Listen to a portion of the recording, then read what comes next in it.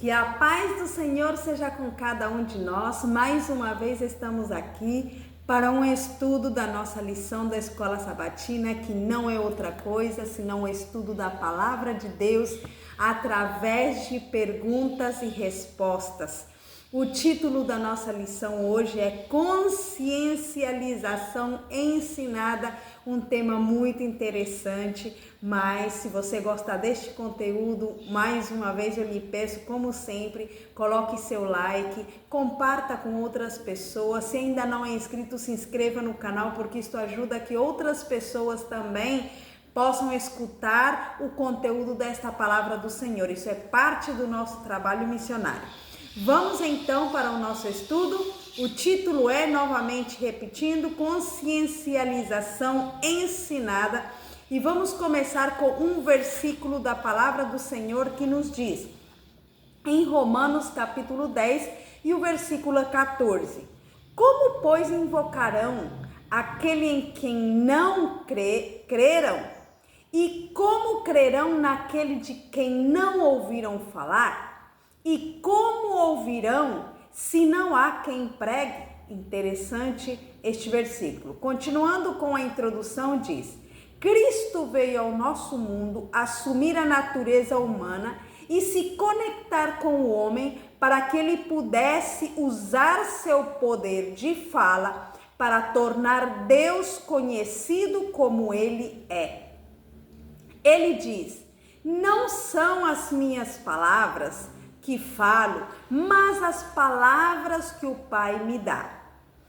Jesus foi o maior professor que nosso mundo já conheceu.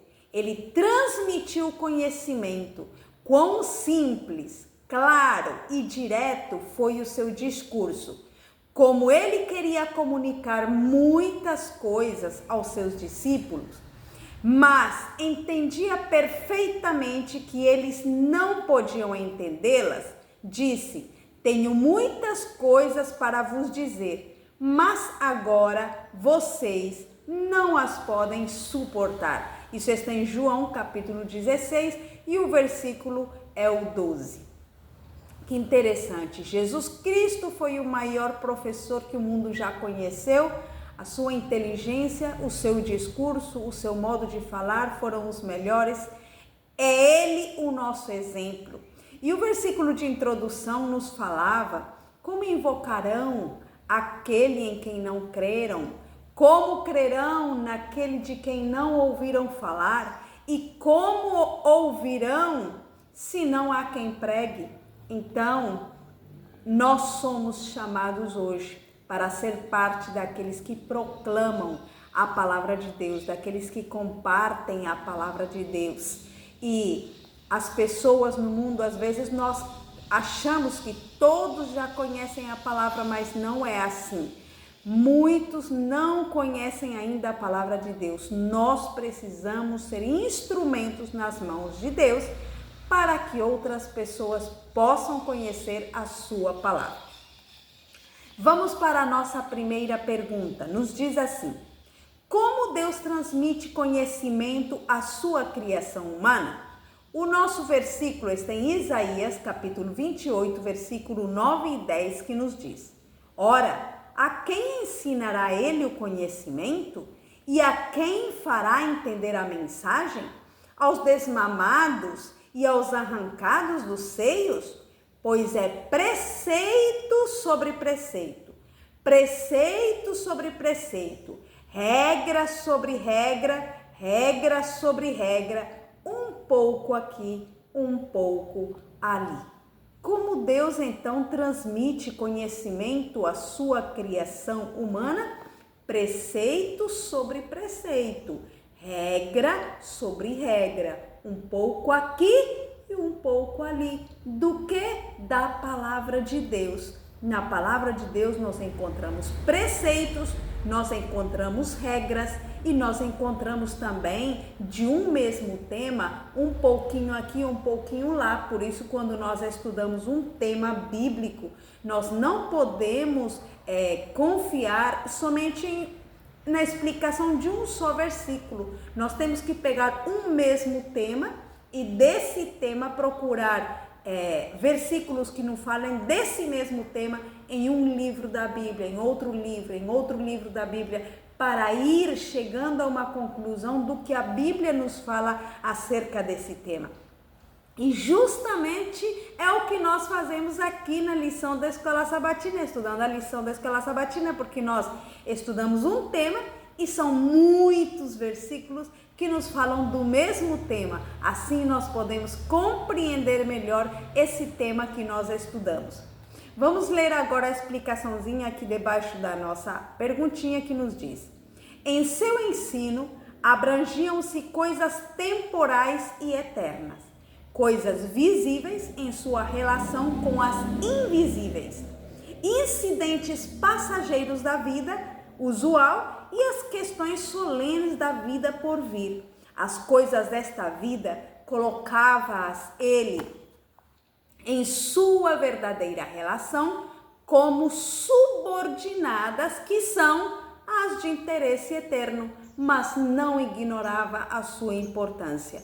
Ensinava que o céu e a terra estão ligados um ao outro e que o conhecimento da verdade divina prepara melhor o homem para cumprir os deveres da vida diária. Então, é tão importante aqui, por exemplo, no que nós vimos, que Deus transmite o seu conhecimento, a sua criação humana, regra sobre regra, preceito sobre preceito, um pouco ali. E aqui nós estamos vendo no ensinamento que Jesus fazia. Não era somente o ensino, mas ele colocava as coisas materiais comparando com as coisas espirituais, relacionava as vivências da vida diária com as coisas celestiais, como são aplicadas à nossa vida. É por isso que quando nós estudamos a lição da Escola Sabatina ou estudamos a Bíblia em algum momento, sempre é necessário que nós reflitamos e apliquemos a nossa própria vida, a nossa vivência de cada dia, como podemos aplicar os versículos, o estudo da Bíblia que nós fazemos, como podemos aplicá-lo na nossa vivência do dia a dia. Era isso que Jesus fazia quando ele ensinava. Ele aplicava os ensinamentos da Bíblia, da palavra de Deus, na vivência diária, no que as pessoas vivem diariamente. Vamos agora para a pergunta número 2. Que importância tem esse conhecimento para cada pessoa? Em Provérbios capítulo 19, versículo 2 nos diz: não é bom agir sem refletir, e o que se apressa com seus pés erra o caminho. Não é bom agir sem refletir. Para isso é a palavra de Deus, justamente para nos fazer refletir. Não é bom a gente agir, tomar uma ação rápida se não refletimos. Por quê? Se não refletimos, então podemos errar o caminho, é o que está dizendo o versículo. Então a importância desse conhecimento é muito grande, já que nos faz refletir para tomar as melhores decisões e não errar o nosso caminho. A nossa explicação no livro de Educação, página 83, nos diz: seus corações reconhecerão em Cristo aquele que lhes abrira a ciência da eternidade. Então, Jesus Cristo pode abrir também para nós essa ciência da eternidade que está na palavra de Deus. Pode nos ajudar, como vimos na pergunta anterior, a aplicar as coisas temporais, as coisas espirituais, ir relacionando, porque a nossa vida aqui, na verdade, deve ser uma vida vivenciada como se estivéssemos vivendo o céu aqui na terra. Então, para isso, precisamos conhecer os princípios do céu. Pergunta número 3. Quem tem o maior conhecimento? Isaías, capítulo 40, versículo 13 até o 15, nos diz: quem guiou o Espírito do Senhor, ou como seu conselheiro o ensinou? Com quem tomou ele conselho para que lhe desse entendimento? E quem lhe mostrou a vereda do juízo? Quem lhe ensinou o conhecimento e lhe mostrou o caminho do entendimento? Eis que as nações são consideradas por ele como a gota de um balde, e como pó miúdo das balanças, eis que ele levanta as ilhas como a uma coisa pequeníssima. Então, quem tem o maior conhecimento? O Senhor. Porque aqui está dizendo que ninguém ensina o Espírito do Senhor. Lá no Novo Testamento, o Senhor diz que o Espírito de Deus é enviado para nos fazer conhecer tudo aquilo que o Senhor Jesus ensinou, tudo aquilo que Deus ensina através de Jesus Cristo, que nós sabemos que eles são um só. Então, nós adquirimos esse maior conhecimento de Deus. E no livro Educação, página 79, nos diz: assim, em sua vida, as palavras de Cristo tiveram perfeita ilustração e apoio. E mais do que isto, ele era aquilo que ele ensinava. Suas palavras eram somente a expressão da experiência da sua própria vida, mas de seu próprio caráter. Não somente ensinava ele a verdade, mas era a verdade. Era isto que lhe dava poder aos seus ensinamentos. Então, Jesus não somente falava, as palavras eram simplesmente uma expressão do seu próprio caráter. E é o que Jesus quer para nós também. Essa é uma lição muito importante que nós podemos aprender para a nossa vida. Não somente ensinar, mas viver aquilo que nós falamos. Para isso nós temos que ter uma dependência constante de Deus. Por isso que o Senhor Jesus disse: vigiai e orai para não cair em tentação. Jesus dedicava muito tempo à oração, por isso ele conseguia viver aquilo que ele falava. Se nós temos uma comunhão constante com Deus, se dependemos dele a cada instante, com certeza poderemos também viver aquilo que ensinamos, e então as nossas palavras terão poder para que muitas almas possam também se decidir pela palavra do Senhor. Vamos para a pergunta número 4. Como o Senhor recompensa seus filhos fiéis? Daniel capítulo 5, versículo 12 nos diz: porquanto se achou neste Daniel um espírito excelente e conhecimento e entendimento para interpretar sonhos, explicar enigmas e resolver dúvidas, ao qual o rei pôs o nome de Beltesazar. Chame-se, pois, agora Daniel, e ele dará a interpretação. Nós vemos neste momento que o rei ele precisava de uma interpretação, mas não havia nenhum sábio no reino que pudesse dar essa interpretação. No entanto, Daniel, como servo do Senhor, era conhecido como sendo sábio. Aqui diz que nele havia um espírito excelente, conhecimento e entendimento para interpretar sonhos, explicar enigmas e resolver dúvidas. Então, esse conhecimento, esse privilégio o tinha Daniel, porque ele buscava sempre em oração a presença do Senhor. Então, como é que Deus recompensa seus filhos fiéis? Dando-lhes conhecimento, dando-lhes sabedoria que ninguém neste mundo consegue ter. No livro Educação, página 56, nos diz da seguinte maneira: durante o império de sucessivos monarcas, a queda da nação e o estabelecimento de um reino rival, tais eram a sua sabedoria. De quem está falando aqui? De Daniel, tá?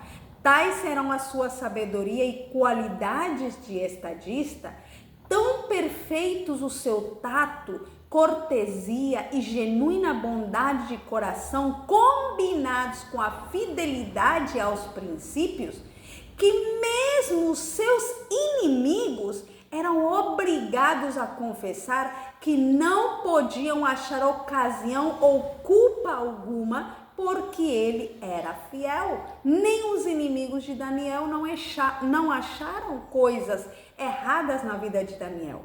Apegando-se Daniel a Deus com infalível confiança, o espírito de poder profético veio sobre ele. Então, Deus recompensa os seus filhos com as melhores qualidades, que nós vamos também ir vendo na pergunta número 5, vamos continuar comentando sobre este aspecto. A pergunta número 5 nos diz: como o céu enriquece aqueles que amam a Deus supremamente? Nós sabemos, estamos vendo o caso de Daniel. Daniel, ele amava a Deus de todo o coração e era uma pessoa que todos podiam ver na sua vida a perfeição do caráter que ele tinha, porque ele dependia constantemente do Pai Celestial. Agora nós vamos ver, será que nós também podemos receber esse dom? Olha o que diz: como o céu enriquece aqueles que amam a Deus supremamente. 1 Coríntios capítulo 1, versículo 4 e 5. Sempre dou graças a Deus por vós, pela graça de Deus que vos foi dada em Cristo Jesus, porque em tudo fostes enriquecidos nele, em toda palavra e em todo conhecimento. Então, como o céu enriquece aqueles que amam a Deus supremamente, ele enriquece com toda a palavra, com todo o conhecimento, com a graça de Deus, porque aqui diz que dou graças a Deus pela graça que vos foi dada em Cristo, porque em tudo fostes enriquecidos. Então, essas são as riquezas que o Senhor nos dá na palavra, no conhecimento. E logo aqui no livro Educação, página 258, complementando, diz: por meio da fé em Cristo, toda deficiência de caráter pode ser suprida. Olha que riqueza! Toda deficiência de caráter pode ser suprida. Toda contaminação removida, corrigida toda falta, e toda boa qualidade pode ser desenvolvida. Que riqueza maravilhosa! As faltas serem removidas, a contaminação removida, corrigidas as faltas, as deficiências do nosso caráter ser supridas e as boas qualidades desenvolvidas. Que maravilha! Não tem riqueza maior do que essa. É por isso que no livro de Provérbios diz que buscar a sabedoria é melhor do que a prata, do que ouro, do que pedras preciosas. Essa é a maior riqueza. Busquemo-la. Vamos para a pergunta número 6. Para qual propósito? Bom, agora vamos ver. A pergunta número 5 dizia que Deus nos enriquece com sabedoria, com melhora do nosso caráter, com tudo, né? Com tudo aquilo que é bom. Agora, para qual propósito o Senhor nos enriquece com toda boa palavra, com bom caráter, com boas qualidades? 1 Coríntios capítulo 1, versículos 7 e 8 nos diz: de maneira que nenhum dom vos falta, enquanto aguardais a manifestação de nosso Senhor Jesus Cristo, o qual também vos confirmará até ao fim, para serdes irrepreensíveis no dia do nosso Senhor Jesus Cristo. Então, para qual propósito o Senhor nos enriquece com toda a palavra, com todo o conhecimento e com toda a boa qualidade, suprindo os nossos defeitos, removendo, né, a contaminação, corrigindo as nossas faltas? Para que Ele faz isso? Aqui na última parte do nosso versículo diz: para serdes irrepreensíveis no dia do nosso Senhor Jesus Cristo. Para que nosso caráter seja aperfeiçoado e quando Jesus volte, nós possamos estar preparados, irrepreensíveis, como diz a palavra do Senhor. Vamos para a nossa última pergunta, a pergunta número 7, que diz: que privilégios seus filhos desfrutarão? Números capítulo 24, versículo 16 diz: fala aquele que ouve as palavras de Deus e conhece os desígnios do Altíssimo, que vê a visão do Todo-Poderoso, que cai e se lhe abrem os olhos. Bom, que privilégios seus filhos desfrutarão? segundo o que eu entendo neste versículo, o primeiro privilégio que eu encontro aqui é ouvir a palavra de Deus. É um privilégio muito grande, porque nós vimos no começo que se não houver quem pregue, se não tivéssemos a palavra, se não tivesse quem pregasse, não poderíamos ouvir. Então, um dos privilégios é ouvir a palavra de Deus. O outro é conhecer os desígnios do Altíssimo, que nós conhecemos justamente através da palavra do Senhor, e ver a visão do Todo-Poderoso. E se nós comparamos, relacionamos com a nossa notinha, que está no livro Testemunhos para a Igreja, volume 9, página 286, vamos ler para que possamos também complementar. Diz assim: meu irmão, minha irmã, insisto em que se preparem para a vinda de Cristo nas nuvens do céu. Dia a dia, tirem do coração o amor ao mundo. Aprendam por experiência própria o que significa ter comunhão com Cristo. Preparem-se para o juízo, para que ao vir Cristo, para se fazer admirável em todos os que creem, vocês estejam entre os que o encontrarão em paz. Que maravilha! Então, que privilégio seus filhos desfrutarão? Nesta última parte do versículo que dizia que vê a visão do Todo-Poderoso, eu relaciono com a segunda volta do nosso Senhor Jesus. Quando ele voltar nas nuvens do céu, é verdade que os ímpios também verão a segunda volta de Jesus. Mas o desejo de Deus é, como dizia na nossa notinha ali, que vocês, que nós todos estejamos entre os que o encontrarão em paz. Nós sabemos que vai ter dois grupos quando Jesus voltar. Um grupo que vai estar apavorado, desesperado e dizendo aos montes: caiam sobre nós e escondei-nos da face daquele que está nas nuvens do céu. Mas vai ter o outro grupo que vai dizer: eis o nosso Deus, a quem esperávamos, e ele nos salvará.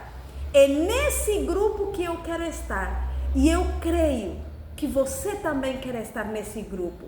Por isso, querido irmão, querida irmã, vamos nos preparar para a segunda volta de Cristo. O título da nossa lição era Consciencialização Ensinada. O Senhor nos conscientiza através da sua palavra, que cada dia nós podemos ouvir, nós podemos escutar. Que o Senhor nos abençoe, para que essa palavra faça eco em cada uma das nossas vidas e possamos, como Daniel, levar uma vida de perfeição, de diária comunhão com Deus. E desta maneira, quando Jesus voltar, possamos estar preparados e encontrá-lo em paz. Em nome de Jesus. Amém.